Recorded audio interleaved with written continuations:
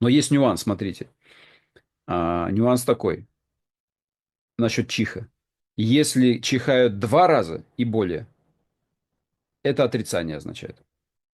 Ну, знаете, человек чихает 2 раза, чих-чих, так вот, да? Или бывает подряд раз чихнул, 2 чихнул, 3 чихнул, то это ровно наоборот. Это означает отрицание. Мгм. Если 1 раз чихнул, подтверждение информации и то, что она вам нужна. Если несколько раз, отрицание этой информации. Это означает, что вы можете ее принять сейчас, но она вам не нужна, и для вас это вредно. Все, если человек 2-3 раза чихает.